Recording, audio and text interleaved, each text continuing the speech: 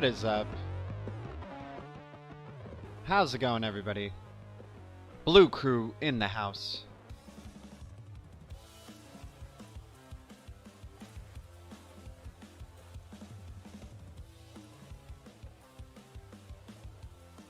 What's up, y'all? Guys, check out that live scale Gundam wing. Isn't that nuts, man? Some real guy, RPM, Lady Enigma. How's it going, guys? Good to see y'all. Thea D. Everybody.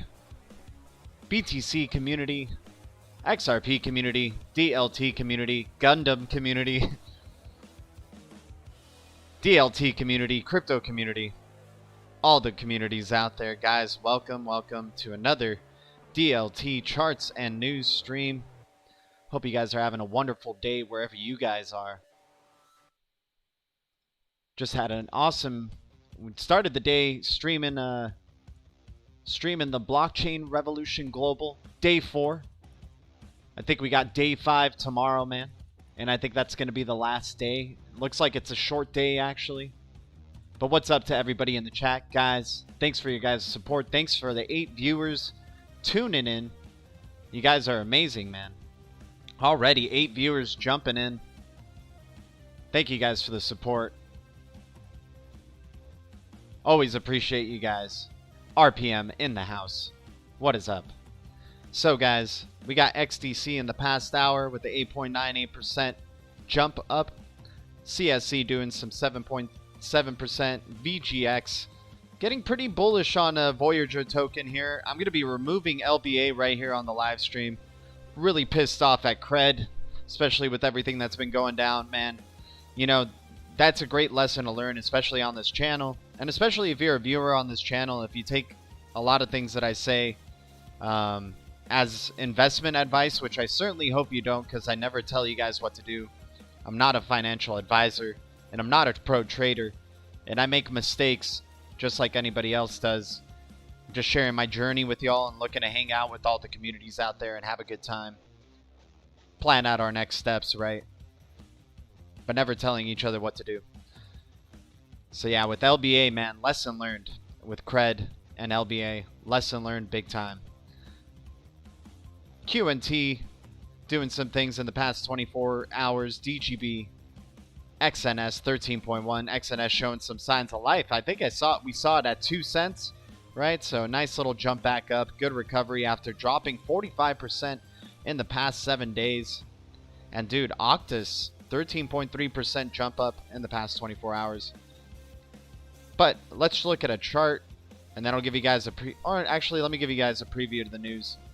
We got BRG Day 5 tomorrow, and it's basically going to be starting at 6 a.m. again, and it's just going to be the main stage event.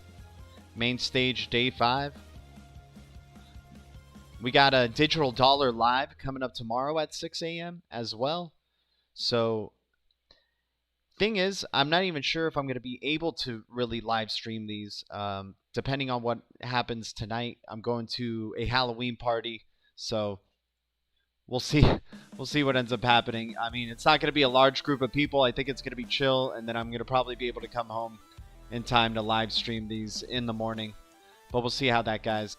Guys, thanks for smashing those likes on the way in. Thea D, appreciate that comment. Thank you, guys. RPM, let me check out this this post you got.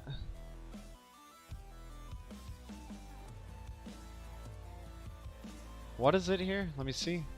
MicroStrategy has earned $78 million in the last 3.5 years from their business operation. MicroStrategy has earned $100 million in the last 2 months from their Bitcoin purchase list. Damn, that's crazy, man. MicroStrategy making some big bank. I mean, yeah, with that impulse up with Bitcoin, you would think so. So yeah, we got Digital Dollar Live coming up tomorrow. Heads up for all of y'all too. You can actually register easily for the Digital Dollar Live one, and it's brought to you by Accenture, Ripple Investor, right? Bitcoin's hash rate drops as China's rainy season ends. Bank of Canada making progress on CBDC, urges international cooperation. Trump administration worried China is leaping ahead of U.S. in adoption of digital currency. Chinese miners pause their Bitcoin operations in search of cheaper electricity. EU invests $1 billion in blockchain tech and artificial intelligence. Ripple CTO on how XRP can benefit from a global financial reset as a neutral jurisdictionless asset. Beyond proof of work, the XRPL consensus solution. Ripple has decided to move to Japan. And of course, the charts. Appreciate y'all tuning in. What's up to everybody? Let's take a look at the XRP chart here on the daily. What's up to everybody? Esper Hunter, do I ever sleep? I mean, recently, no, man. But luckily, I do things to keep my body in good shape. I drink a lot of water. As much as I drink coffee, I drink a shit ton of water. And I try to keep myself healthy with physical exercise and stuff. So it's just kind of a mental thing, right? It's like a want to, and you guys support the channel so much that I just want to do it for, all the communities out there, and just to show, your guys' level of support. I want to back that up with the level of work I put into it, right? Johnny Morales in the house. RPM. You all got your 3 payment or Pay Me Plus IDs claimed? I haven't claimed my Pay Me ID yet because for some reason I can't download it on my Android phone. And I have a laptop here, and it's not uploading the app onto my laptop either. So that's a thing.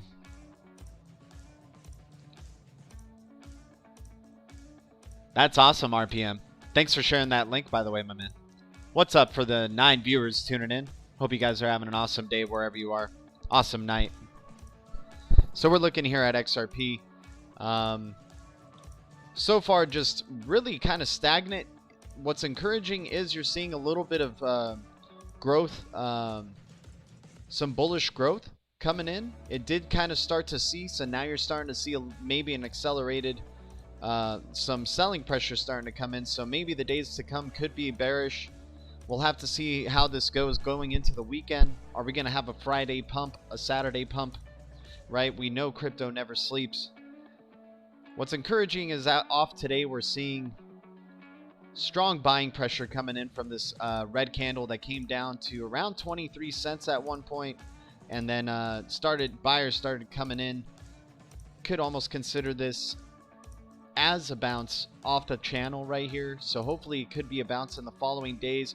Maybe it's going to go sideways for a day or two, and then we'll see that impulse up. Hopefully that can take us to 27 cents and beyond, definitely wouldn't just want to stop here, because then you know, chances are you get face selling pressure, get rejected, a retrace, and then you're back at 26 cents, maybe even 25 cents again, and then you're just playing this channel.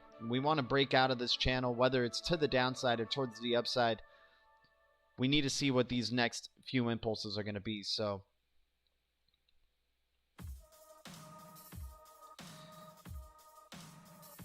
depending on how you're looking at this,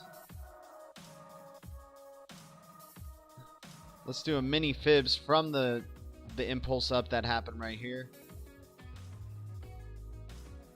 to when it started selling, and you are at the 78.6 exactly. And if we can close there, that is the deepest retracement that we can go before a possible reversal towards the upside. Still in near the golden retrace zone, maybe a little bit beyond, but if we can still close above this channel or somehow find support and bounce up towards the upside in the next coming days, man, this could be some good signs. But you are at the deepest retracement zone, so possible, if you do have faith, that it's going to be jumping up towards the upside right here to the top of the channel to 27 cents. This might be your lowest area for entry at this point before it starts impulsing upwards towards 27 cents. So low risk, high reward. If it does start to sell off, and it is indeed outside of this channel, we're talking about hitting possibly down the line eventually 21 cents to 19, and then maybe even lower. Could look very ugly right there for Ripple and XRP. Crazy, man. After the stuff we went over last night with the interledger protocol, man, and we have something that I left out that I want to share with you guys in regards to that, but the fact that we are still able to own even one XRP, when we're talking about an era of micropayments and streaming payments, ubiquitous payments, the fact that we're still able to own even one single XRP is nuts. Yes, I get it. It has a large supply, 99 billion. But when you're talking about a world of ubiquitous payments like you're just breathing, right? Streaming payments, micropayments in all facets, everywhere, in terms of automobiles, electrical vehicles, right? Streaming to content providers, streaming to businesses. Everywhere payments are just going to be flowing constantly. And the fact that it makes 99 billion not look like that much when you're thinking about it, when you're making payments constantly with this thing. And especially since it's deflationary, so with every payment, there's a partial, it's a small amount, but partial amounts are being burned. It's crazy, man. Why do we have this opportunity? Why is it so low? It's just nuts, man.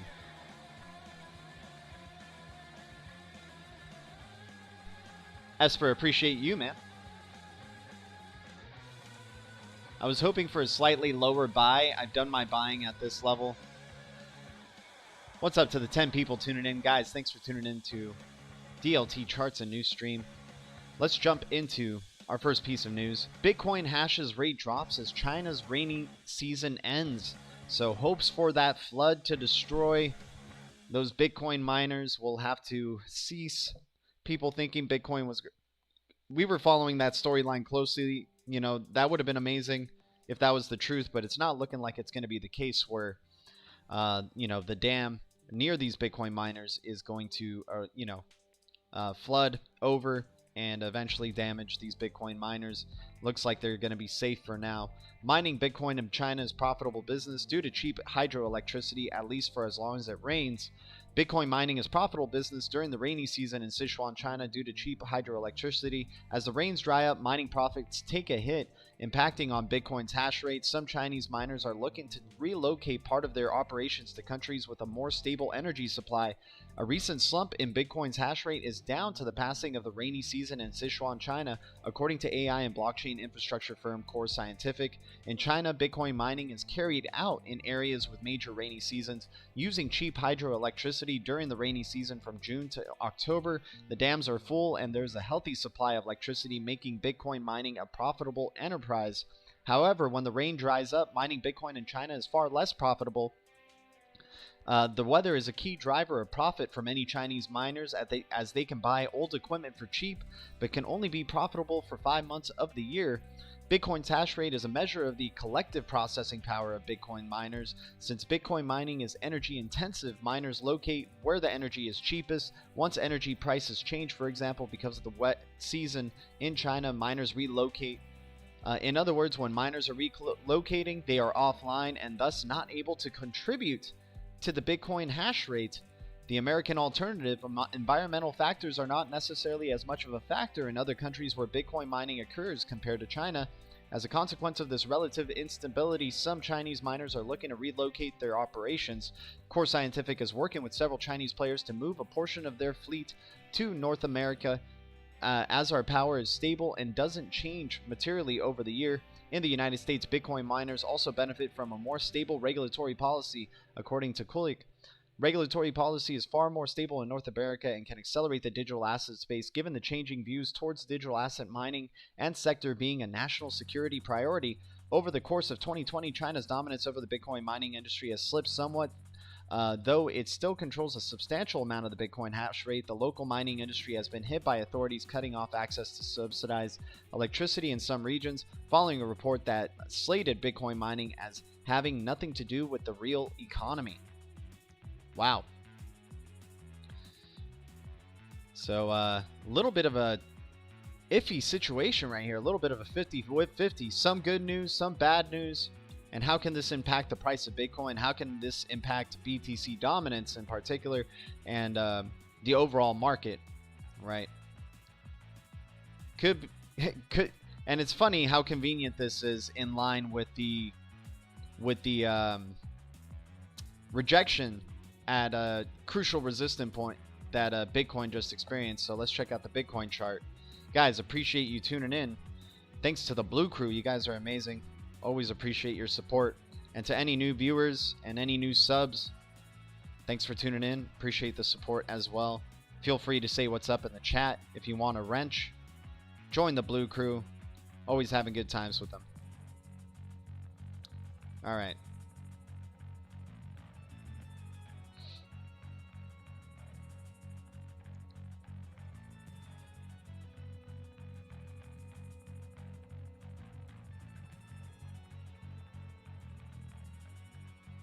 Alright, so this is where we're at right here. Right? It's that 14K mark that just keeps giving us a fucking problem. So right here you got Bitcoin getting pretty close to 14K and then started to sell off, right? It was like on the verge of touching it. It was at 1380, 13,890, somewhere around there. Then you started getting the rejections. So let's zoom in a little bit closer here. As you can see, now it's just a fight between bulls and bears at this point. It looks like the bulls are starting to overcome. Hopefully we can get another impulse towards the upside in a big way. Possibly even all the way up to all-time highs at 17K. My next target's going to be around 15K though. I'm going to say we're going to be breaking out past 14,000. Maybe go to 14,633. And that's where the rejection meets, but I'll be as bold to say 15K if we can break out above a crucial multi-year resistance right here. Not bad consolidation right now. The sellers are having a hard time stopping Bitcoin right now. It's moving up. I mean, really, since March, Bitcoin has just been moving up, right? That's when it looks like, you know, this is where the bull run just started, man. Once that the markets just collapsed, people just started putting their faith into Bitcoin, into crypto, and we're seeing it pay off over time. Just reaching newer all-time highs, great levels of consolidation, and then erupting towards the upside. Maybe we don't even meet a level of consolidation here right now, considering that the next phase for Bitcoin is gonna start at around November 13th. So maybe we get another impulse up until that next phase, and then probably in that next phase you're going to probably be seeing some divergence perhaps, or who knows, man. It could get really crazy right there from November 14th onward towards the end of the year into January for Bitcoin. All right. Looking at some indicators, though, it looks like bearish pressure is still there. It's definitely a battle between bears and bulls. RSI doesn't look all too great, and the VWAP, let me see, slightly below the VWAP, so facing some selling pressure at the moment. Alrighty, guys, let's go to the next piece of news. Bank of Canada here. What's up to everybody in the chat? Chronic, yeah, in the house. What's up, dude? So, Chronic, yeah, I've been thinking about, you saying they wouldn't let the founders of XRP be that ridiculously rich, right? What if they became contractually obligated down the line to liquidate at certain price points their holdings, right? I wonder what your response to that would be. Like, let's say Brad Garlinghouse has a ridiculous amount of Ripple XRP, but he becomes contractually obligated down the line to liquidate his holdings at certain price levels. So let's say if it hits $10, he has to liquidate some of his holdings there. At another price level, maybe $50, liquidate a certain amount there. Who knows? I just checked the 8-hour XRP chart. The 102 MA cross is trying to move positive. I'd wait it out and buy any retrace after the fact. Yeah, I hear you, Chronic. Yeah.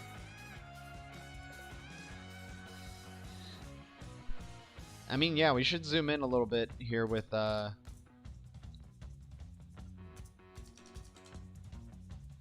yeah, this was my other chart for XRP. As you can see, possible inverse head and shoulders situation right here. So we just need to start curving up for that other piece of the shoulder, which would take us to 32 cents. We'd probably meet a resistance point right there. Probably consolidate back to 29 and then just guns a-blazing up to 37, up to 51 hopefully from there. If we check out the 4-hour,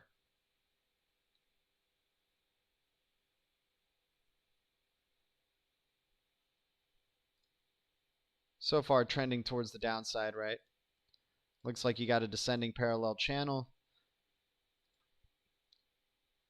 Think this might be the move that tries to get it to break out right here. You just I don't know, let me see. 1 2 3 4 5. Yeah, this could be your breakout right here from the descending channel, according to an Elliott wave. So there's your 0, your 1, your 2, your 3, your 4. Here would be your 5. Time to break out. Time to go to the upside. That's why you got these green candles coming as well. We'll see how these play out for XRP. Definitely a bullish pattern right here. You got basically you basically went a full retracement here, double bottomed, and you started working your way toward the upside. You still created a higher low from this previous low though. So here's your swing right here on the 4-hour. Your swing's going to be right here for XRP, and hopefully you start breaking out towards the upside. You don't want to mimic what happened here, right? So we're talking about going back down to 22 cents. We do not want to see this play out.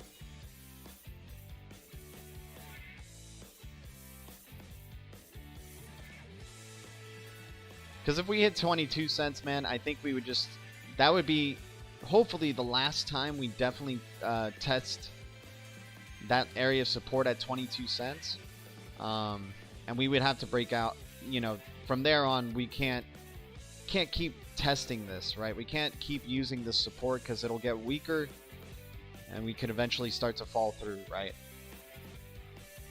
We need to get back up to testing 32 cents again. Hopefully this will be our leg up for that.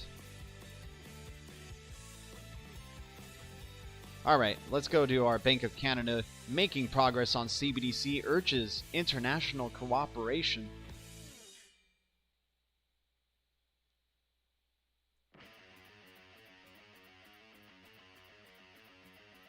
Yeah, global lockdown says another dump coming again. Just hodl your bag. I hear you, man. Brad can sell, but it can also buy as well. Oh, you thought of that, Chronic? Yeah, I hear you.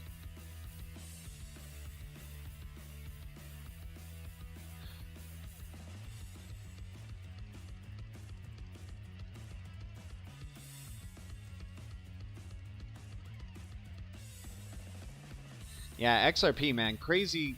It's just a crazy digital currency, man. There's no other coin, at least to me personally, that inspires such FOMO. Like as an investor, a personal investor, I'm only speaking for myself here.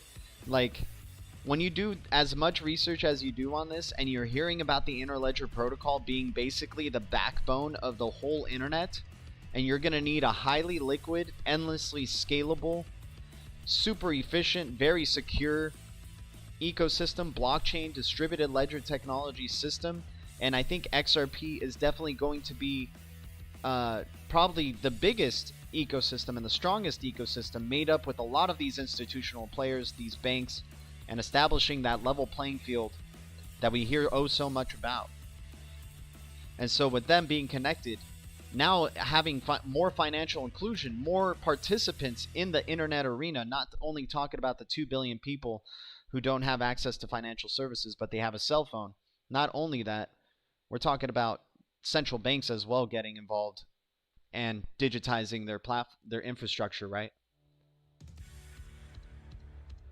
And so when you talk about them being participating and being part of this internet world that we are continuing to explore, expand, evolve into, XRP becomes an amazing prospect because it is truly just made for payments. It is a tool just made solely for payments. It has been consistent. It has been time tested. It is secure. High transaction throughput. Perfect for microtransactions. It's just unbelievable to think that it's still at 24 freaking cents. But yeah, so back to this Bank of Canada news. The governor of the Bank of Canada says his institution is making progress with the CBDC, although there is no need for it right now. He also urged greater cooperation on issues relating to digital currency with the G7. Most countries are actively researching or testing CBDCs, but China appears to be the most advanced in terms of progress. So then the governor of the Bank of Canada has announced that his country's digital currency initiative is making progress. In an interview with Reuters published on Wednesday, October 28th, the chief of the Canadian Central Bank, Tiff Macklem, said the BOC is working with some G7 member states on its plans for a national digital currency. Macklem also stated that G7 members should share information on their CBDC plans and timelines. According to Macklem, a globally coordinated approach was needed to prevent surprises and keep such tools from being used by criminals. The G7, which consists of the largest IMF advanced economies in the world, like the United States, Germany, and Japan, typically collaborate on macroeconomic issues.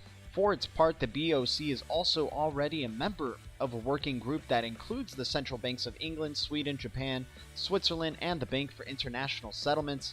Moving Canada ahead, Macklem also commented that the Bank of Canada is moving from proof-of-concept stage toward more fully executable plans, but that there is no pressing need for CBDC right now. Oh, I'm sure that's going to be changing sometime soon. The acceleration of CBDC adoption is well underway. Despite the position, Macklem, who has been in the office since June, did voice concerns over being beaten by other countries, adding that his institution wants to ensure it's ready for a CBDC launch if the need becomes urgent. If another country has a CBDC and we don't, that could certainly create some problems. We certainly wouldn't want to be surprised by some other country. Guys, I got a feeling a lot of these countries are going to be releasing their CBDCs around the same time. It's looking like 2021 or the end of this year, very likely, because to have that level playing field, you don't want to have any clear-cut advantage. And if CBDCs are here to help establish that level playing field, then you don't want to be talking about some other country having an advantage over central bank digital currencies over others, right? You don't want that competitiveness. You want that global collaboration even though with healthy competition, of course. But establishing that level playing field for all parties is really important. If another country has a CBDC, okay, we already read that part. A trending topic, Macklem comments come at a time when CBDCs are an increasingly hot topic worldwide. I love hearing that. Loving an increasingly hot topic worldwide. China has been aggressively running trials for its CBDC as it looks to break its dependence on the global dollar payment system. It recently ran a 1.5 million real-world test. China is not the only non-G7 country making strides towards a national digital currency. South Korea has plans to test CBDC delivery in 2021, and Japan is working on the legislative mandate required to launch its CBDC. Additionally, the Bahamas digital currency went live earlier this week, and the Bank of Lithuania has unveiled a digital collectible as a controlled CBDC experiment. Lots of developments happening, lots of steps being made towards these CBDCs and what is going to be bridging them, what is going to be that payments infrastructure to enable safe, efficient, fast CBDC payments, transactions. Guys, 14 viewers, 9 likes. Appreciate you guys tuning in.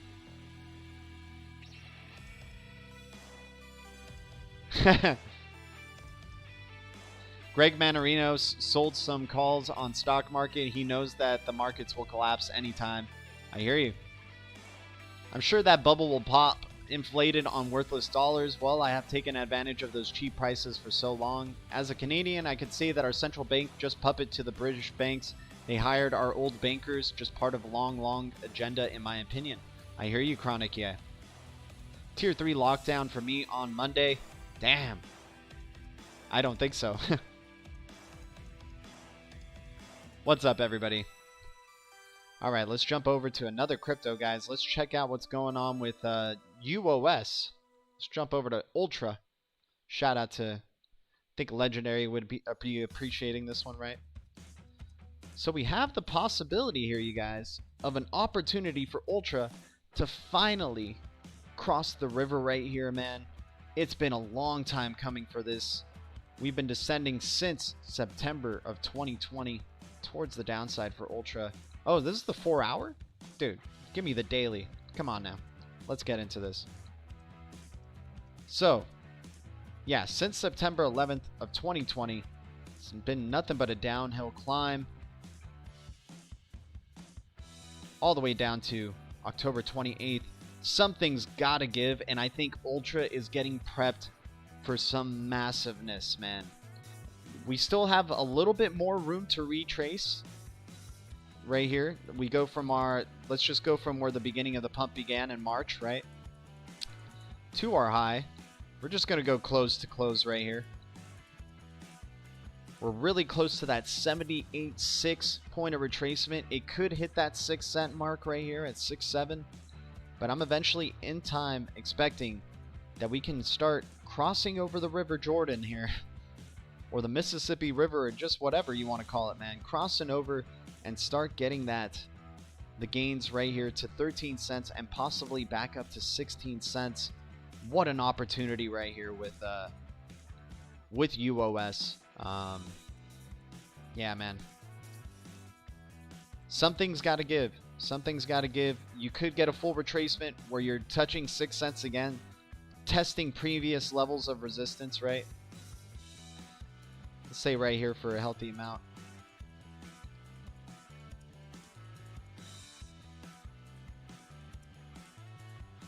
So right there you would be, still have room to test 6 cents. So maybe we can hold our horses for a bit. But man, I think right when it hits that 6 cents, here, I'm just going to assume it does hit 6 cents right here. Let's say we just go for a full deep retracement right there. Targets are going to be around 11 cents to 15 cents. Let's see what happens with UOS right here, man. But that is not looking like some bad consolidation right there. I don't like that double top, but you already are experiencing the worst of it, right? RSI is looking good. Dude, even the MACD is looking great. I might have to look into some UOS soon, man. MACD is looking really nice. RSI is not looking too bad either. Slight incline up. But like I said, we could reject here. It looks like we are facing selling pressure right now today. Goes down to 6 cents, dude, and then that's just gobble up as much UOS as you can. At least that's what I would be saying to myself. Never telling you guys what to do. I know nothing about Ultra. I hear you, man. I hear you. You know, we check out random coins here. It's...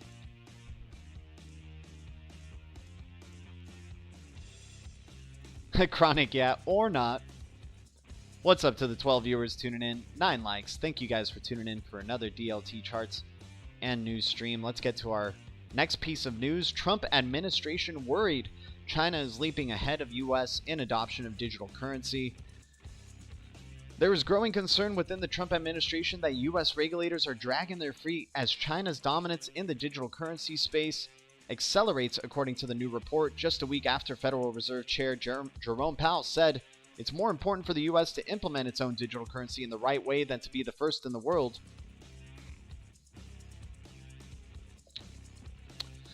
The Trump administration is now worried that unclear and stringent regulatory policies from the Securities and Exchange Commission are putting American companies at a disadvantage on the world stage. Huh.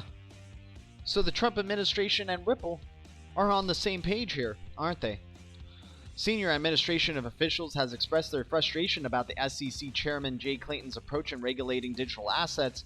So when you look at towards the future, digital currency is going to be a major front in the broader economic battle. We need to make sure the SEC is not putting American companies at a disadvantage because of China is making a major play in the crypto space. So far, the agency has officially stated that Bitcoin is not a security, but has not commented on the vast majority of the crypto market. The lack of regulatory clarity is a risk to the U.S. National and Economic Security Senator Tom Cotton said in the letter obtained by Breitbart. Our government should not voluntarily cede that ground by failing to create a level playing field. What do we keep talking about? For the U.S.-based companies through the development of clear policy that allows them to compete fairly against foreign competitors. Having that global currency, that standard of value. Knowing what is true value. And all these businesses having that same level playing field. It's not about competing with currencies anymore. It's going to be about competing with products. What do you supply to your customers now outside of that? Do you give them a pleasant experience? Are you making their lives more convenient? A big step in that direction is making cheaper payments, right? Faster payments. And if you can make fast, cheap payments, you can make a lot of savings. You can provide a better customer experience. It's a win-win for everybody involved. And it really makes you step up your game in terms of how you advertise, how you market, how you execute, right? It doesn't just become about what type of currency are you using, because everyone's going to be using a standard in value in what this globalized world looks like, right? In this internet of value that is going to be coming upon us. All right, let's go look into Algo.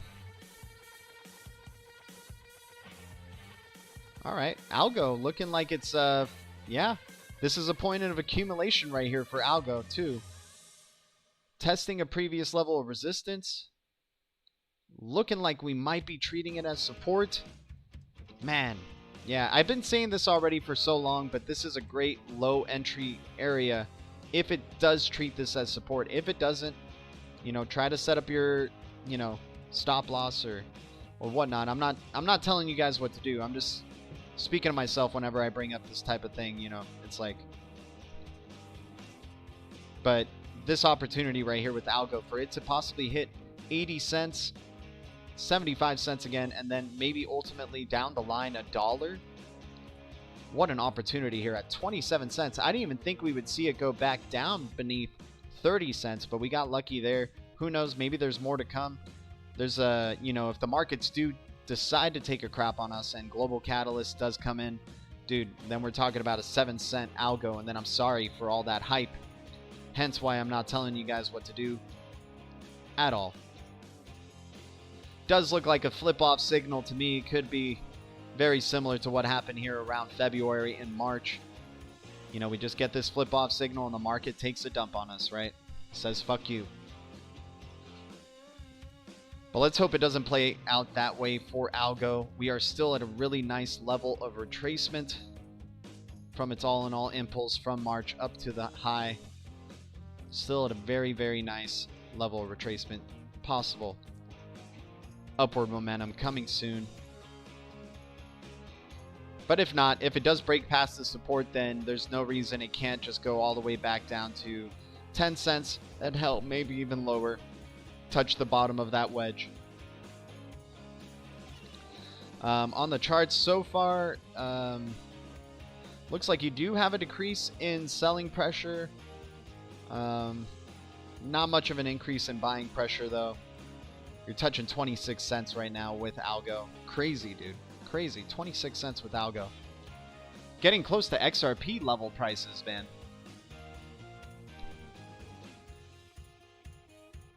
Crypto Nation news. Pull up some Zap. I got you, my man. What's up, Malpass? How you doing, dude? Good to see you, man.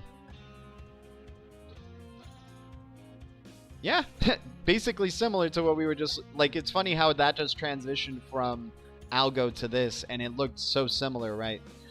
So, we'll do a basic fibs on the initial impulse up to its all-time high. Left to right, you just went full-on deepest of deep retracements. You're trying to work your way back up here. It looks like you are at that point where you are testing a former level of resistance, and hopefully, yeah. Wow, man, this is a juicy area right here. If it is treating this former level area of resistance as support at the deepest retrace zone. And I'm sure if I went from close to close, it would line up exactly with the deep retracement zone. And even if we went from just this impulse upward, right there, yeah. 78 6-point retracement.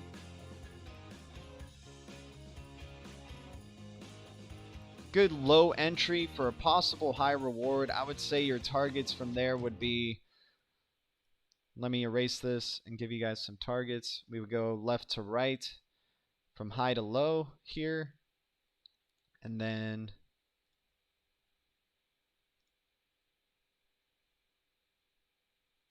these would be my initial targets if it is treating that former area of resistance as support.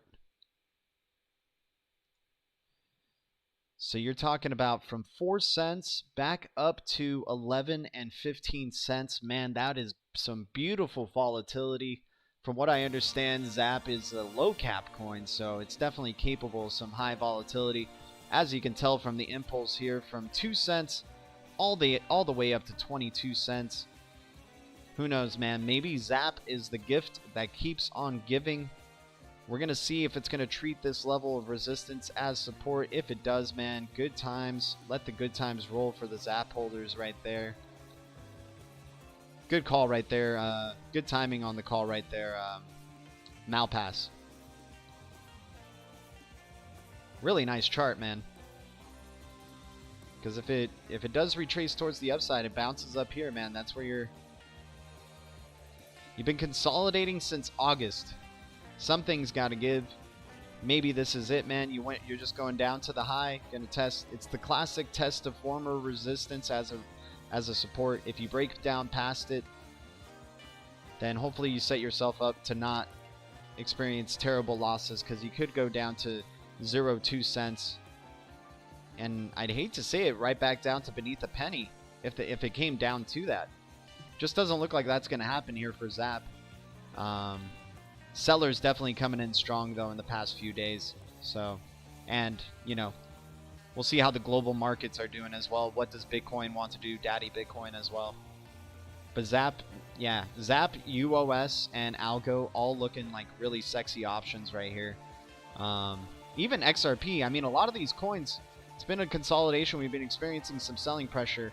And I understand it's a high risk. A lot of people get scared when they're seeing that much selling pressure, but it could also lead to reward, right?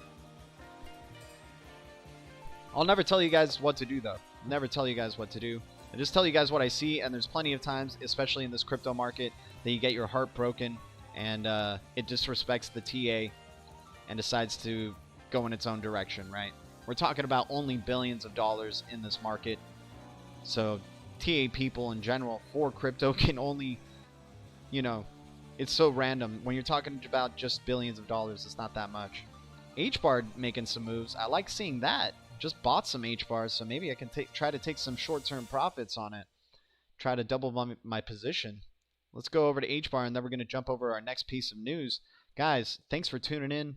To any new subs or viewers on the channel, what's up? Feel free to say what's up in the chat. Get yourself a wrench. Join the Blue Crew. Oh, man, so H-bar did go up to 4.9 and got rejected very quickly. It went up to 3.9, almost to 4 cents, I mean. Guys, 11 likes. Appreciate y'all. Thank you.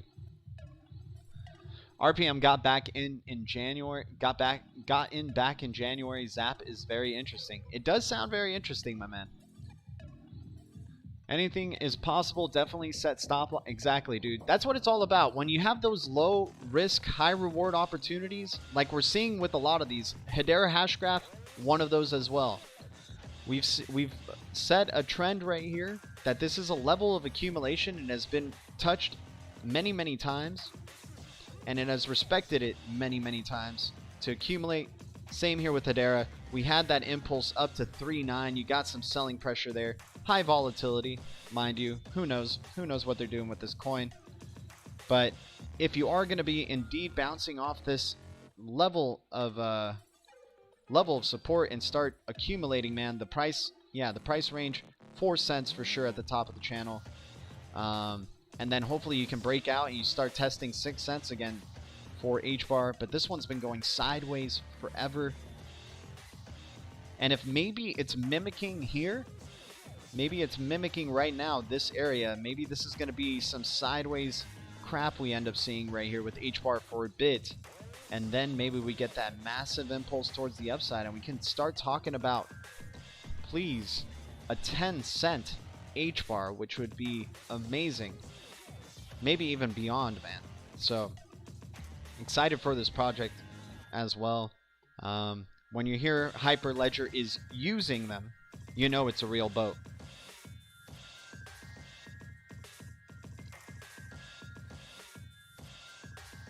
Tell me what to do, please. I'm a contrarian. I likely do the opposite. Chronic, yeah, I hear you, man. I hear you. I just draw out the options, man, because the space is just so random. It's a very, like, it's hard to predict. The indicators can only do so much, and sometimes they do succeed, especially if you're really great at TA. I'm not a pro trader by any means. I do like to dabble, but mostly I'm a holdler. But it's just nice seeing the charts to kind of prepare ourselves mentally for like what's to come in these markets, because I know, especially in crypto, so many people are so emotional and sensitive with their investments. Hell, man, there's probably a lot of first-time investors in general who've never invested in stocks but have only invested in crypto, thinking that they're coming in gonna get rich quick or take advantage of the volatility of crypto in comparison to stocks. So you got a lot of like amateur, emotional, you know, not really disciplined investors in this space. So that's why I like to just kind of give options, because I'm one of those too. I'm not talking crap. I'm one of those too. But yeah, just keep an eye out right here. So H-bar, not looking too bad. Long term, so bullish for this. Actually, even what I circled right here on the left with this consolidation period, that could already be happening right here. Maybe this whole consolidation from February all the way up until now has been this, because that's what it's looked like. This was just sideways action, ups and downs, sideways action, ups and downs, right? I mean, you can say that in generically with all these charts, all of them go up and down. I get that, but like how similar they look in terms of their pattern, it's hard to deny. So if you get an eruption that comes up, these fat green candles that are to follow for H-bar, I don't know what was happening around February up until February 12th or 13th, but some really good. H-bar was blasting off until then, and then next thing you know, we end up finding out, we're in a national security emergency, right? And our world's turned upside down from there. But H-bar was blasting off, man. H-bar was blasting off around that time. Hopefully you can do it again. We got our targets. We already hit one of them technically, but it's sold off right away before you can even try to take profits, which kind of sucks. Hoping to see a Halloween burst. Ooh, BC in the Matrix. A spooky Halloween burst, something that'll scare, hopefully not towards the downside.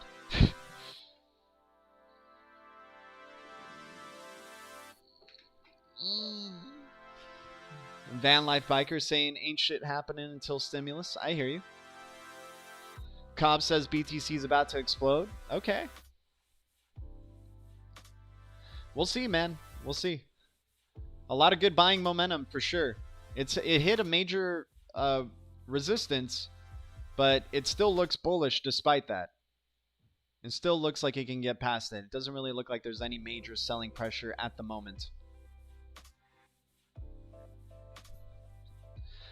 All right.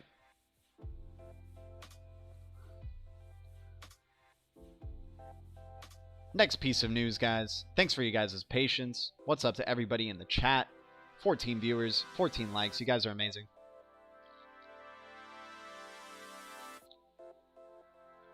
USDT and total 2 charts can help with direction of moves. All right.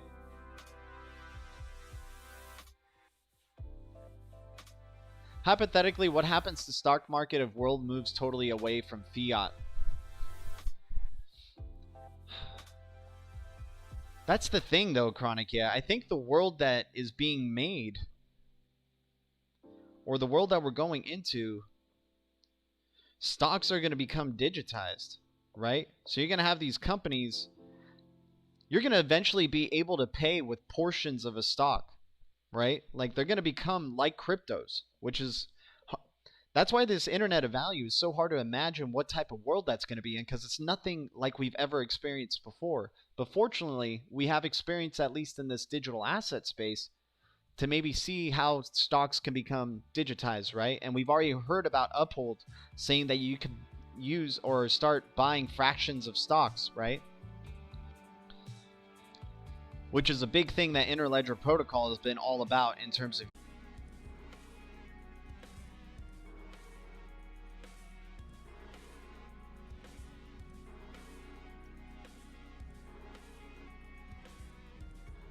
Alright, we should be back. Oh man. No, good seeing y'all. I think I was hitting on maybe a little bit of truth there in terms of central bank digital currencies. What I was saying in a gist, I don't know if I was buffering the whole time, but what I was saying is that the central banks are the regulators to their countries. So let's not think that, we are going to be completely abandoning fiat. We've heard from Chris Larson saying that fiat will become stronger. And I think the way it's going to become stronger is that it's going to be pegged. It's going to be digital, and it's going to be pegged to a standard of value. That's what we're all trying to get towards, is trying to figure out what is this global standard, this globally agreed upon standard of value, and then which everything else can be then compared to, right, in terms of value. And then you'll be able to use anything in value and convert it to that local CBDC, because that's what the central banks are going to want anyway, is their CBDC. So you can use any obscure digital currency, any obscure crypto as a form of payment. You can use your UOS, your VeChain, whatever, man, your low cap coin. You'd be able to use that, and as long as the merchants convert it to a CBDC, it's all fair game. Doesn't matter. Thus, somehow still establishing privacy between the sender and the buyer of the currencies, right? Not sharing any other data, just between them. But at least you have that global recorded account that transaction did indeed happen between these two parties, whether they are trusted or not trusted, without an intermediary. Wow. Like, the world is just open wide, man. The future is bright. So let's not just think fiat as we know it is going to die. The fiat that we know will die, but there will be a new rise of what fiat is, and that is the CBDC era, the central bank digital currency era, a global standard of value, whether that's going to be gold or something else. And it's just kind of hard to imagine from there, man. It's just, we try to see what these innovators are telling us, right? And they try to explain it clearly to us what could happen. And you know what, speaking of, instead of going to these next two pieces of news, I'm just going to jump over here for what I missed out last night with Interledger protocol for with Evan Schwartz's presentation right here. So just want to get into it really quick. It's about, let me see, it's like about 8 minutes long, so please bear with me, you guys. But I want to stream this because I think it's important. So, and if you're not an XRP ILP fan, you know, maybe just check out for a bit. We'll take a break.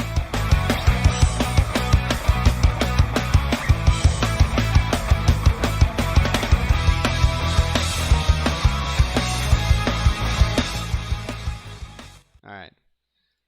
It just does that really, really fast. So similar to the internet, if you want to send a big file over the internet the internet is not optimized for big files. It's optimized for little packets, and it just does that really, really fast. So similarly, Interledger is optimized for small packet amounts, and if you want to send bigger amounts, you just send more packets. So this is an area where it starts to look very, very similar to the internet itself. We call this penny switching. So basically saying Interledger protocol is the internet because they're both using a similar way of sending or transacting. The way the internet transacts data is in small packets, and the way the Interledger protocol transacts value is in small packets. So the data and value becoming one, right? Data truly becoming valuable, knowledge truly becoming power, right? Kind of like packet switching. Some of the use cases that we talk about, things like micropayments for web content. Today, everything is about monetizing ads and sucking up data to be able to sell it on the internet. People have long talked about using micropayments instead. This is not practical if you have different micropayment networks for, you know, I go to the New York Times and they have a different service than a different website. It'd be a pain for everyone. So you need this kind of common protocol in order to enable these types of micropayment use cases. Another weird one. So the problem is that they're facing is that there's too many silos, right? And none of them are interoperable. The funny thing is that it seems like, from what I'm gathering here in terms of Interledger protocol, is like in the same way that the world has adopted the singular protocol of what the internet is, right? Internetworking. It's the same way that they'll adopt ILP, Interledger protocol. So it does sound like, in theory, it's like it'll be a collection of silos bridged by one massive silo, right? They're going to be bridged by the internet, bridged by Interledger protocol. Let's continue. Is being able to pay for things in unusual types of assets. So that could be things ranging from cryptocurrencies to stocks. Like, what if I wanted to walk around and say the only form of currency that I accept is Apple stock, and I'm going to pay for lunch in little tiny increments of Apple stock? That's the kind of thing that this could enable. So you could pay for little tiny increments. You can choose to pay with whatever you want, right? Because technically ILP is currency agnostic, so maybe you get to choose your standard currency that you would always like to stream payments with. But what is going to be that connector to convert that currency into the receiver's desired currency, right? Because maybe you like to decide, yeah, I want to only use Apple stock for my internet experience, or, you know, internet viewing experience, content experiences, or anything like that, or purchasing goods, whatever. Well, that's not always going to be the case for the receiver, right? The receiver maybe doesn't want to receive your Apple stock, right? So what's going to be that convertibility feature? That's why it's so important. That's why we keep talking about XRP, because it's the first legitimate cryptocurrency, the first actual digital asset that can translate value. If your digital asset can't be convertible, it's not going to be useful, right? And if it isn't fast, it isn't secure, it doesn't have a strong ecosystem.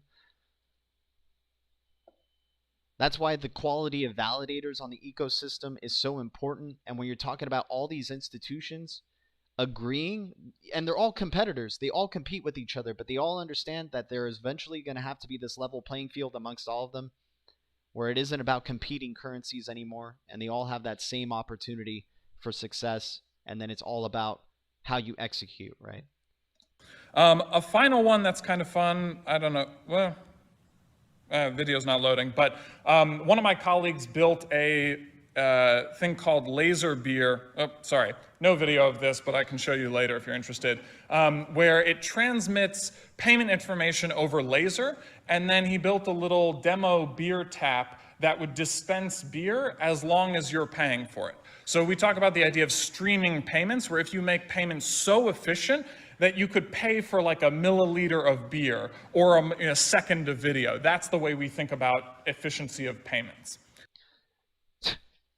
Okay, so what's with this thing of processing every 3 to 5 seconds when you're streaming payments in basically milliseconds? And that was nuts to say that basically that laser would hit that tap and be paying the tap to pour, and he would be streaming micropayments, and then once it stopped, it would stop streaming the micropayments and the tap would stop.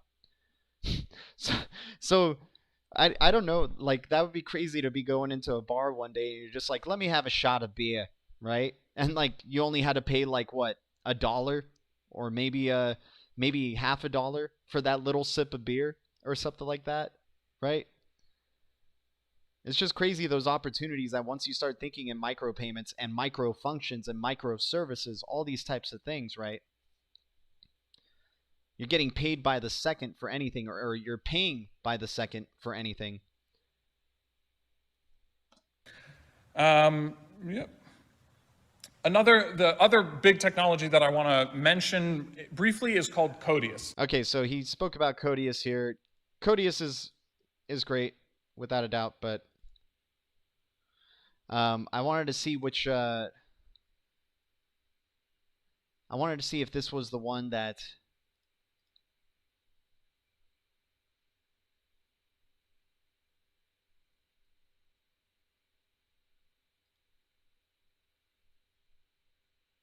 he says something about how possibly Interledger could destroy the crypto space as we know it.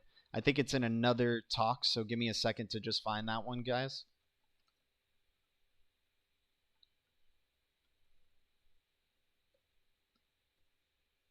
He brings up a question at the end of one of his presentations that I was like, whoa, he's literally talking about how possibly the whole crypto space as we know it could get destroyed from this, or would there be even interest in cryptos anymore, right? So here's a question. Let me see if I can just up the quality of it a bit so you guys can read it. By the way, thanks for your patience, guys. Together, what kind of features would you want? Number two, will interoperability bolster or kill app-specific tokens? And number three, what new businesses can you create with streaming payments? All right, so things to consider, questions to consider. Which ledgers will be most attractive on Interledger, and which interoperability, or will interoperability bolster or kill app-specific tokens? Right? So he's basically bringing up, now that interoperability is going to be available, does that kill these tokens that you need to use in order to use their system, right? Does it kill off respective silos? Does it kill things like Bitcoin? Because Bitcoin, the draw to it is oh, give me a sec. Excuse me, guys, sorry. The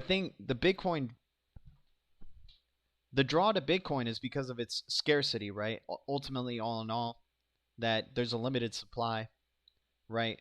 But what specific You need to be part of the Bitcoin ecosystem in order for it to continue to be run. You would want all the, like, there's no interoperability, basically, what's going on inside of Bitcoin. So once you introduce Bitcoin, does Bitcoin draw as much fervor when you're starting to work in this world of interoperability of convertible currencies, right? Hopefully I'm making that question a little bit clear. I just thought it was interesting here at the end that he's bringing up Interledger because it's all about, you know, currency agnostic and streaming payments, right? And having that bridge from value and data. And so what does that do to these app-specific tokens? And will it kill them off? This is where utility, partnerships, right?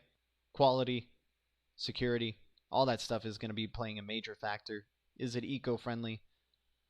What major use case is it really solving? Yeah, Bitcoin is slow. Exactly, my man. You're not going to be using Bitcoin to stream payments. And if you are streaming payments in Bitcoin, is because the connector to it is making it stream faster. It's not because Bitcoin is going faster. The Bitcoin system will still be slow. You can use the Bitcoin system if you like. It ain't going to solve a payments problem, though.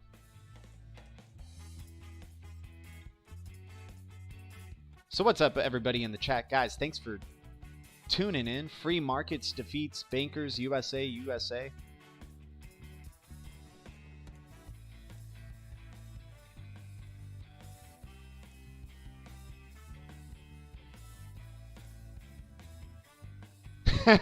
Exactly, right? Chronically. Well, no, to the other guy. The other guy gets to choose what he wants to accept his payment in. So you can choose eApple, for example, if you want to use your Apple stock to stream to get the beer, right? And then once you stop streaming your Apple payments, and that guy can accept it in whatever currency. This is what we're talking about, the convertible currency. And what's that conversion part? What is that bridge? And you're going to be using that bridge at all times, especially when you're talking about the backbone of the internet, which is going to be the Interledger protocol, where it pairs value with data, streams value in the same way that it streams data, which is on a per second basis, probably even microsecond basis, right? So let's jump to another piece of news, guys. Oh, not this one. EU invests $1 billion in blockchain, tech, and artificial intelligence.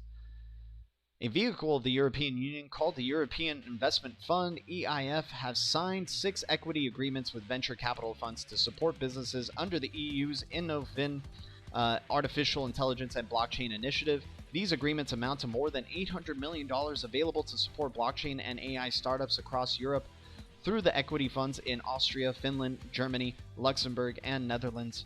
The fund will target B2B software, data analytics, and the Internet of Things, smart cities, automation, language and machine learning, software as a service, fintech, cybersecurity, and the future of work. It is a priority for Europe to be at the forefront of the development of artificial intelligence, blockchain technology in order to remain competitive and improve people's lives, bringing major benefits to our society and economy. EIF's chief executive Alain Godard said before adding, Europe is home to world-leading AI and blockchain research community with vibrant startups and a wide range of traditional industries. I am delighted that we can partner with the EC to invest in these 6 funds, which target companies like looking to adopt innovative processes and business models. This is part of the 535 billion European Fund for Strategic Investments, which aims to support over 1.4 million startups and small and medium-sized enterprises across the European Union.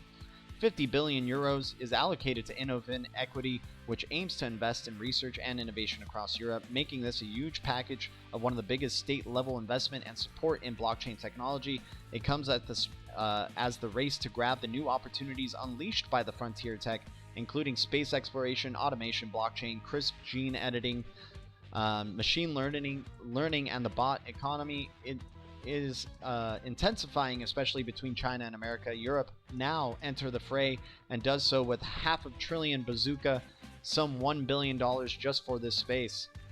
Damn. Europe really trying to step their toes and trying to get part of this race. Big time. Man, Tyrion at 006. So sad. So sad. But could be seen as a great opportunity as well. Let's check out ICX. Let's go to ICX for the chart. By the way, guys, thanks for mass adopting that like button. Thanks for the new subs. You guys are amazing.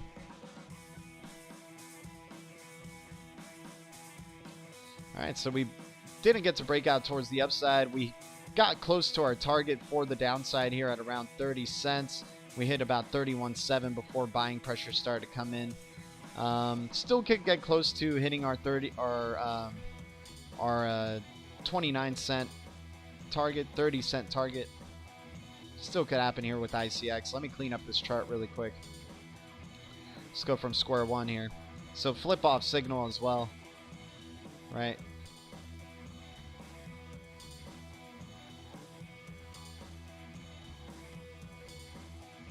Let's check out the fibs here from our, let me see, I'm going to go candle close to candle close on the impulse, left to right. Still around the golden retrace zone of the 61.8% golden retrace zone for ICX. Still have some room to go down if it does want to. It could go down to 26 cents. We'll see what happens from here for ICX, man, but sad to see it curving towards the downside. Maybe there's a little bit more selling momentum to come, but I think at this point, at a golden retrace zone, maybe we start to see some upward momentum sometime soon. Looks like you're starting to get that buying momentum happening around here. This has been an accumulation area, at least going back to July of 2020, July 27th of 2020, right here, up to here, right? So ICX not looking too bad. Looks like it's still in an area for possible accumulation. And if ICX does start to erupt towards the upside, could be really glorious. Could take you up to $1, no joke, for ICX. If it is going to be bouncing from anywhere around here, it could go down to the 78.6, start working its way up. The chart, the MACD looks pretty good. You're seeing some serious selling pressure easing off. Haven't really seen that really big bump in buying pressure just yet, but maybe that's going to be coming sometime soon. Currently priced in at 34 cents. RSI actually not looking too bad. And you're trending definitely above your VWAP. Some bullishness, some bullish times could be coming for ICX sometime soon. Been consolidating for a long time, since August. Something's got to give. Let's see what ends up happening here for ICX. Alrighty.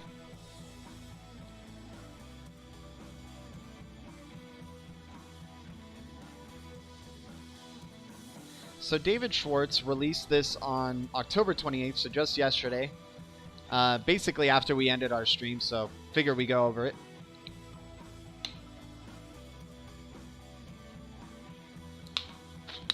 Guys, thanks for the 18 likes. Really means a lot. Support. 20 likes. Okay. Now you're mass adopting the like button. Thank you, guys.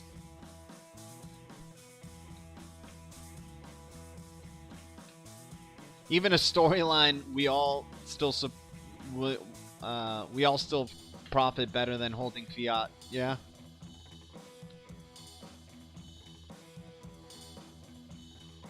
I mean, Chronic, at the end of the day, dude, you're just going to be giving too much control to people who have a large majority of a lot of these coins, man. And you can't always assume the intentions of what these people are. We don't know what the future plans are for these holders, when they sell, when they decide not to sell. So I wouldn't be basing my investments solely on what are these founders going to do. I would look more at like what's the execution that you're seeing happening in front of your eyes? What's the adoption rate that you're seeing of this company? You know, I mean, Jeff Bezos has a ton of shares of Amazon stock. It doesn't stop the price from Amazon going up and making them richer and richer, right?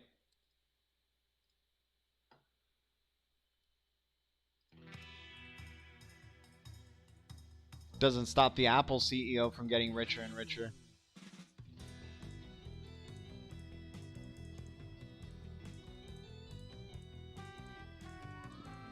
You guys get what I'm saying? What's up, everybody? Appreciate the 11 viewers. Let's get into this. So beyond proof of work, the XRPL consensus solution, with the digital currency revolution continuing to gather pace, the debate between advocates of proof of work and newer agreement algorithms rages on. Beyond the rhetoric, the evolution of the consensus approach continues to make steady progress that, due to design limitations, transactionally focused proof of work networks find it difficult to match. As the only enterprise blockchain company today with payment products in commercial use. Wow, very bold statement just recently being made by David Schwartz right there. As the only enterprise blockchain company today with payment products in commercial use, Ripple has found that the digital asset XRP enables its users to rapidly and inexpensively source liquidity while also offering greater scalability than any other digital asset. The XRP ledger has a fundamentally different design from proof-of-work based blockchains like Bitcoin and Ethereum. The consensus validation system XRPL uses follows an anti-robustness principle that elevates reliability, that provides the system with a built-in safety mechanism when safe forward progress is not clearly possible. XRPL does not make forward progress. Despite the existence of this consensus validation-enabled safety break, XRPL has demonstrated a reliability rate of more than 99.99% since its began operation more than 58 million ledgers ago. XRPL's history of closing a ledger roughly every 5 seconds attests to this consistency. A brief review: how public blockchains work. The secret sauce of public blockchains like Bitcoin is that every participant can confirm that every transaction complies with all the system's rules. Oh, I guess we ran out of music on that playlist. Give me a second here.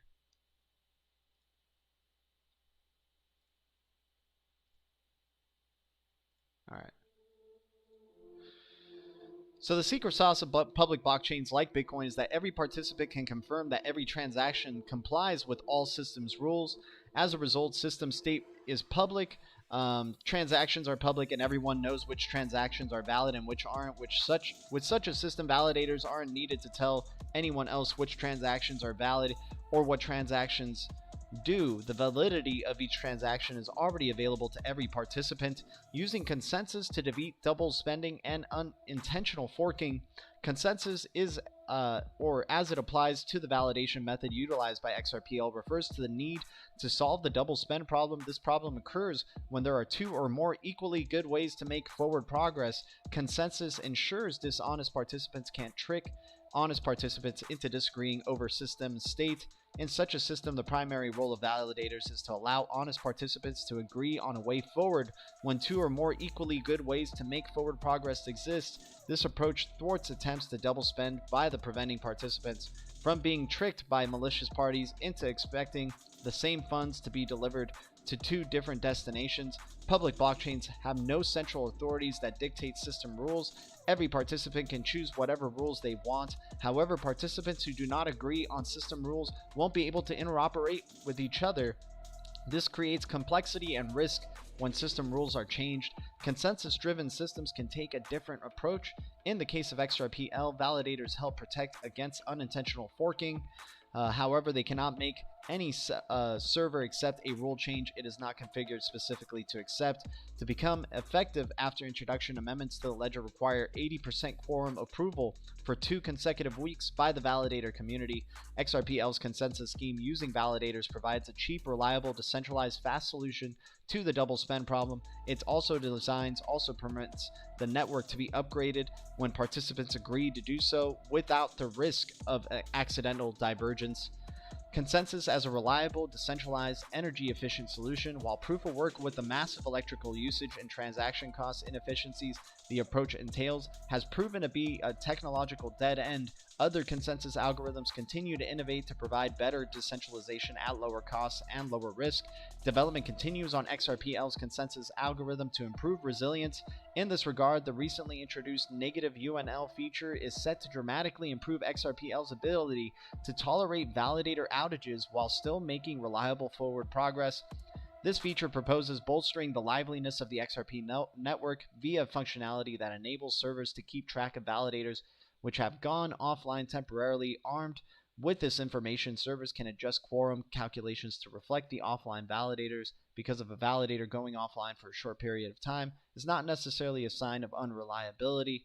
Negative UNL helps UNL publishers deal with scenarios where a validator is not down long enough to trigger removal from the UNL while still reflecting its offline status. Ripple and others in the community will be conducting extensive public testing of the negative UNL in the next few months. If this public testing meets all applicable requirements with regard to security, reliability, stability, and performance, an amendment to implement negative UNL functionality could be introduced into the quorum review in the future version 2.0 release. So crazy stuff right there from David Schwartzman, and some strong, solid statements coming up from there. The only enterprise blockchain company today with payment products in commercial use. That's amazing to hear, man. That's a bold statement coming out from the CTO of Ripple. And of course, these other developments that are going endlessly scalable, upgradable, right? Improving over time. That's what you want to see out of this technology. It's going to be amazing seeing what the evolution of XRP is going to be. Maybe it has even faster transaction times in the future, for all we know.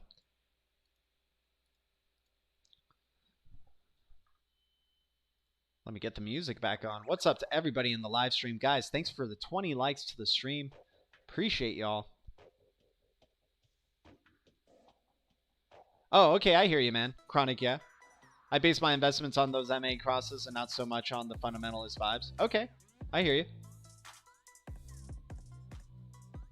Yeah, man. As long as you're making gains, bro. As long as you're making gains, that's all that matters at the end of the day. Always good to hear if Blue Crew is making gains.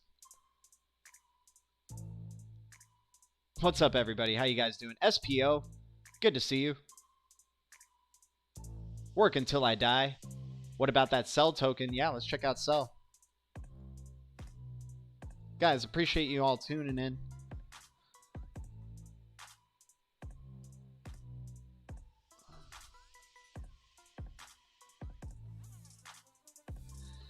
So looking at Celsius here, you're seeing some selling pressure still coming in. Still worried about possibly with Celsius right here, we maybe see a double top right here that could take you down for a full retracement in time for Celsius. I mean, that was one hell of a pump up from September all the way up till the beginning of October.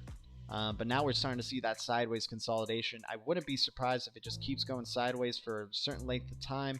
The volatility is pretty nice, though, considering, like, you hit 115, you can go back up to 130, you know, then you hit 112, go back up to 125, and so on and so forth. But I think you're still going to see some downward consolidation coming here from Celsius. Could be wrong. Could be starting its next leg up, depending on if we're going to be creating a new higher low or not, coming from whatever is happening here from its initial impulse, right? But Celsius definitely looking great. I mean, definitely more users coming onto the platform, that's for sure.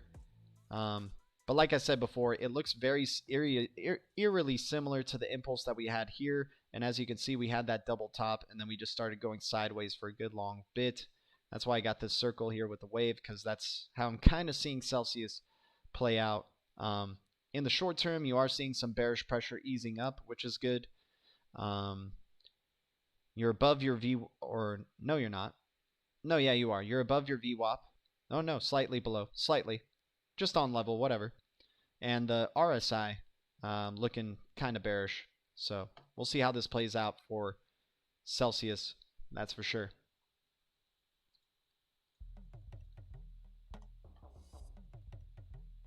Yeah, Celsius is nice. Good volatility. I think it's just going to be fluctuating sideways for a bit. You could play that volatility for sure. If you look at just buys all across the board on the EMA, SMA, right?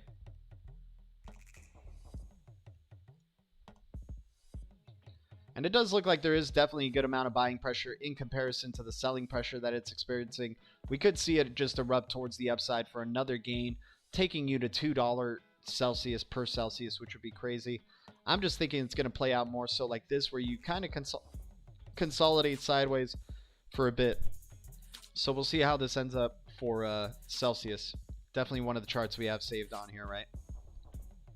All right, so last piece of news for today's stream, guys. Thanks for tuning in. We definitely went over a lot in this stream, and I appreciate your guys' patience. So let's just wrap it up strong right here. Ripple has decided to move to Japan. Ripple has announced its plan to move to Japan. The announcement came from SBI Holdings' Yoshitaka Kitao at their financial results briefing that took place yesterday. MoneyTap, the company's app, is what inspired the transition, as the company planned, along with 38 Japanese banks, to invest in it. And we know Ripple is connected to more than just 38 Japanese banks, over 60 for sure.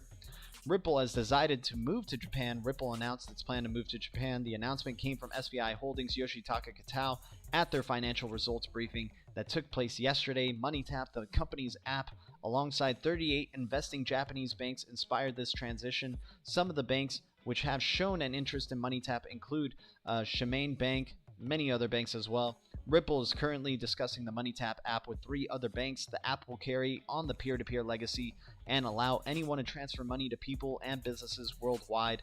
Mr. Kitao believes that the payments can occur for free. The app is a huge hit in Japan, and the banks such as Chikou Bank and some others and more are working with Ripple to issue a digital currency. The company's plan to push for cryptocurrency with banks all across Japan is underway in the midst of a global pandemic.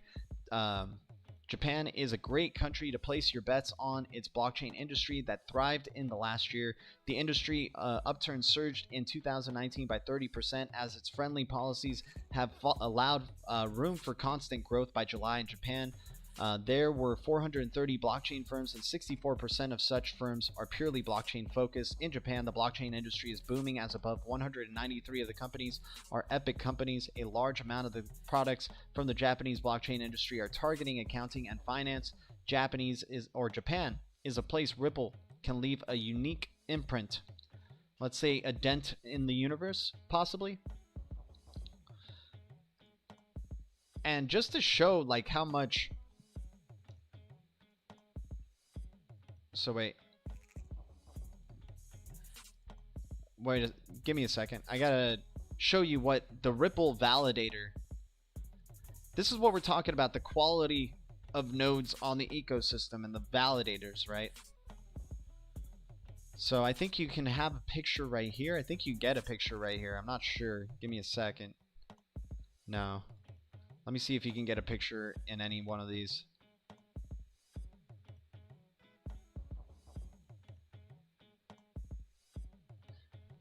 They have this one called At Tokyo, and it's a freaking beautiful looking building, man. Even test your temperature on the way into this like building. I'm trying to find it here.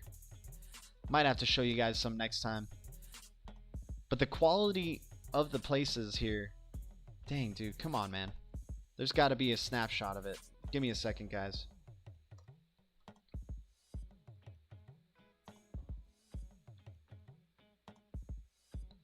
Alright, well you can see it somewhat in here. In this, So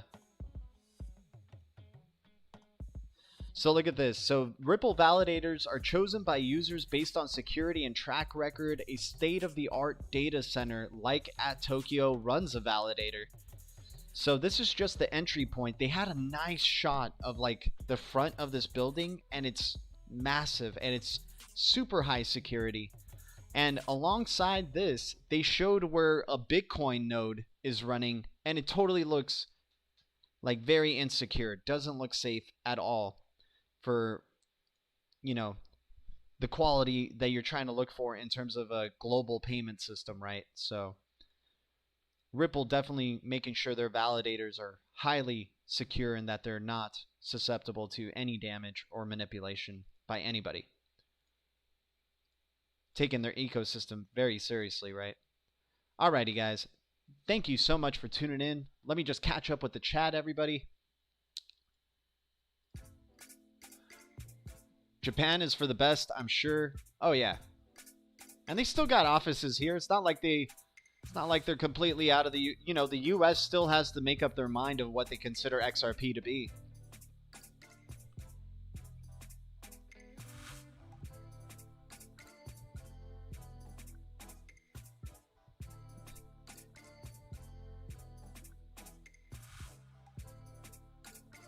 Yeah, chronic, yeah. I mean, it depends what that major fiat is going to be valued at, right?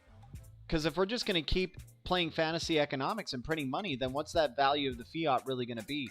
Like, what does $1 even mean anymore, right?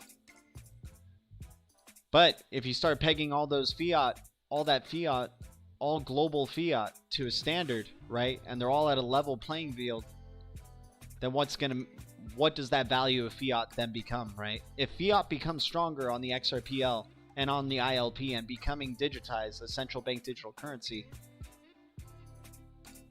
it's hard to imagine what the value of it's going to be, right? We don't know a life of fiat pegged to a standard of value, right?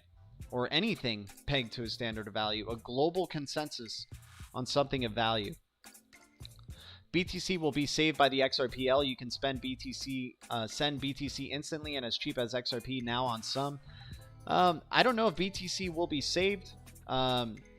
It just means that you can still send BTC instantly, but BTC itself would still have to run that process. The thing that's making it instant is the XRP, right? The converter. So the information will be there.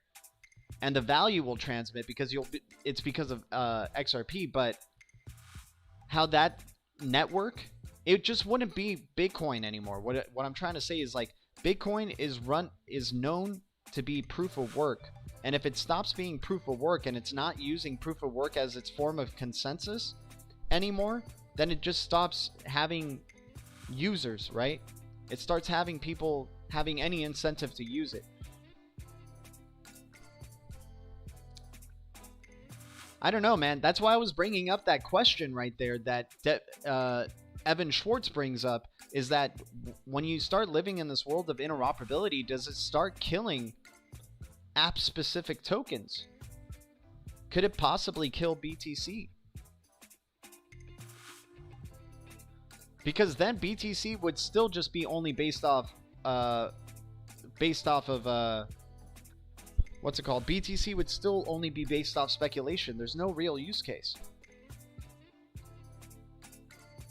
Russell Cohen, what's up, man? Welcome to the chat. Thanks for tuning in. What's Sinfin use or potential share of the cross-border payments with XRP and XLM leading the way? Who knows, my man? Who knows?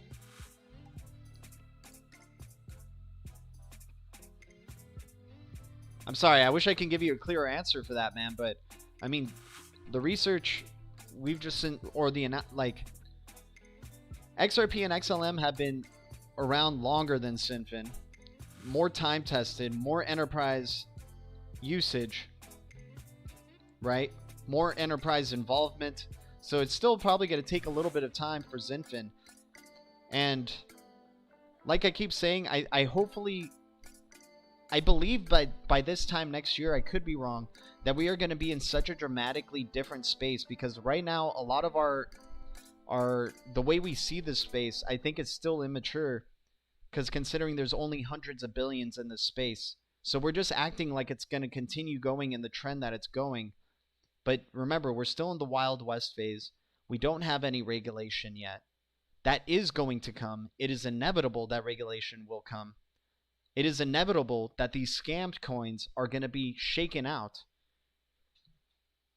because they're not going to allow for this money laundering to continue.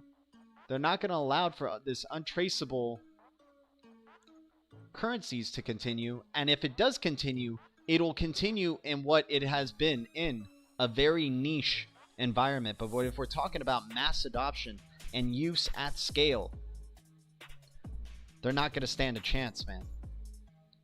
And it's not going to be just based off speculation anymore.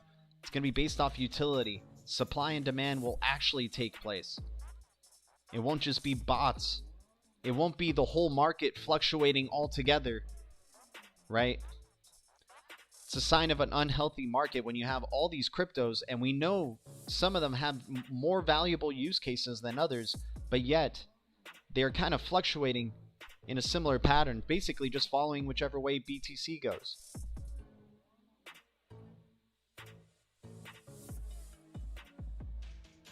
Russell Cohen, XDC is the one for Zinfin, and XDC Corda is not a distributed ledger technology.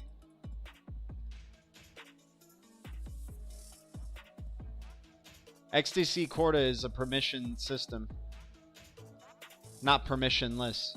And that's what the opportunities and benefits of XD or distributed ledger technology can provide. Permissionless, no third party necessary for transactions. Save that hoop, save time, save money, win-win altogether. Yeah, but R3 Corda doesn't have a native currency because it's interoperable, right? It's sort of like Interledger Protocol or like Ripple. Well, Ripple says it has its native currency, which is XRP, because it believes XRP is best suited for enterprise payments at a large scale. But R3 is just a payments network, right? And they're just going to use whatever cryptos or digital assets are going to benefit their company and their partners to allow them to execute payments on their platform. And it seems like XRP would be the wisest one to use because it will be the most liquid, most available, most secure, best quality ecosystem, highest quality of validators. It's not just car companies. We're talking about banks here, you guys. We're talking about institutions. We're talking about big tech. We're not just talking about car companies. We're not just talking about Walmart here. We're not just talking about supply chain companies. We're talking about value as we know it.